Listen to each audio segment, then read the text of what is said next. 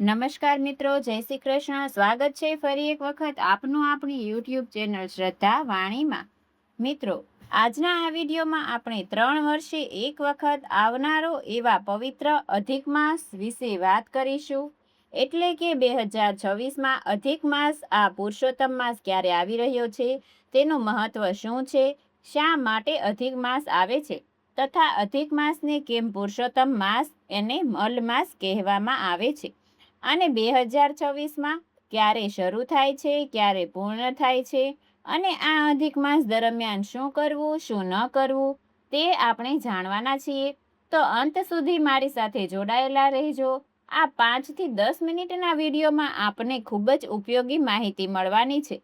તો કોમેન્ટ સેક્શનમાં એક વખત જય શ્રી કૃષ્ણ અવશ્ય લખજો.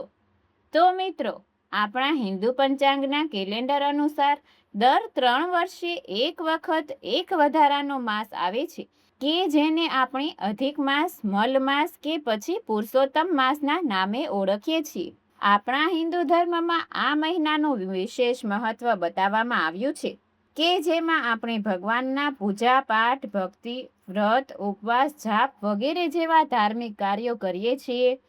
અને માન્યતા છે કે અધિક માસમાં કરવામાં આવેલા ધાર્મિક કાર્યોનું ફળ કોઈ પણ અન્ય માસમાં કરવામાં આવેલા પૂજા પાઠના ફળ કરતાં 10 ગણું વધારે મળે છે. અને આ જ કારણે આ અધિક માસ એ ખૂબ જ પ્રભાવશાળી અને પવિત્ર છે. પરંતુ આ મહિનો દર 3 વર્ષે આવે છે. તો આ અધિક માસ શું છે? તો કે આપણા દેશમાં હિન્દુ પંચાંગ કેલેન્ડર સૂર્ય અને ચંદ્રની ગણતરીના આધારે બનાવવામાં આવે છે. સૂર્ય કેલેન્ડરમાં 365 દિવસ અને 6 કલાકનું વર્ષ હોય છે, જેમાં દર 4 વર્ષે લીપ વર્ષ આવે છે. અને તે લીપ વર્ષમાં ફેબ્રુઆરીમાં 28ને બદલે 29 દિવસ હોય. ચંદ્ર કેલેન્ડરમાં એક વર્ષમાં 354 દિવસ હોય છે, અને સૂર્ય કેલેન્ડર અને ચંદ્ર કેલેન્ડરના વર્ષમાં 11 દિવસનો તફાવત હોય છે.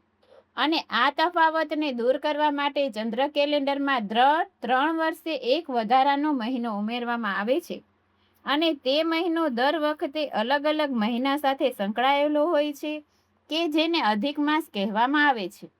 તો હવે આ અધિક માસને મલ માસ કેમ કહેવામાં આવે છે, અને કેમ કે પુરુષોત્તમ માસ કહેવામાં આવે છે? તો કે હિન્દુ ધર્મમાં અધિક માસ દરમિયાન તમામ ધાર્મિક કાર્યો કરવામાં આવે છે. માનવામાં આવે છે કે વધારાનો મહિનો હોવાના કારણે આ માસ મલિન હોય છે. એટલા માટે આ માસ દરમિયાન નામકરણ, યજ્ઞો, પવિત્ર, લગ્ન અને સામાન્ય ધાર્મિક સંસ્કાર જેવા ગૃહપ્રવેશ, કોઈ વસ્તુની ખરીદી, જમીન, મકાન લેવેચ કરવામાં આવતું નથી. અને મલિન માસ માનવાના કારણે જ આ મહિનાને મલ માસ કહેવામાં આવે છે. તો પુરુષોત્તમ માસ શા માટે? તો કે અધિક માસના અધિપતિ સ્વામી ભગવાન વિષ્ણુને માનવામાં આવે છે, અને વિષ્ણુ ભગવાનનું એક નામ પુરુષોત્તમ છે. એટલા માટે અધિક માસને પુરુષોત્તમ માસના નામથી પણ ઓળખાવવામાં આવે છે. તો આ હિન્દુ પંચાંગ મુજબ વર્ષ 2026 અત્યંત અનોખું અને મહત્વપૂર્ણ માનવામાં આવી રહ્યું છે. કારણ કે આ વર્ષે 2 વખત જેઠ મહિનો આવશે, જ્યારે કેલેન્ડરમાં વધારાનો મહિનો જોડાય અને આખું વર્ષ 13 મહિનાનું બની જાય, ત્યારે તે વધારાના માસને અધિક માસ કહેવાય છે. એટલે આ વર્ષે પહેલા અધિક માસ જેઠ અને પછી સામાન્ય જેઠ મહિનો આવશે. તો કે કયો મહિનો અધિક માસ રહેશે, તેની ગણતરી કેવી રીતે થાય? તો મિત્રો, કહેવાય છે કે મહિનામાં સૂર્ય પોતાની સંક્રાંતિ ન કરે, એટલે કે એક રાશિમાંથી બીજી રાશિમાં પ્રવેશ ન કરે, તે મહિનો અધિક મહિનો તરીકે ઓળખવામાં આવે છે. અને આ વર્ષે પ્રથમ જેઠ મહિનામાં સૂર્યની સંક્રાંતિ થશે નહીં, એટલે અધિક માસ જેઠ મહિનો રહેવાનો છે. તો હવે આપણે 2026માં આવતા અધિક માસ વિશે વાત કરીએ. તો 2026માં અધિક માસ, આ પુરુષોત્તમ માસની શરૂઆત 17 મે 2026ને રવિવારથી થાય છે, કે જેની સમાપ્તિ 15 જૂન 2026ને સોમવારે થશે. એટલે 17 મેથી 15 જૂન સુધી આ વર્ષે 2026 પુરુષોત્તમ મહિનો રહેવાનો છે.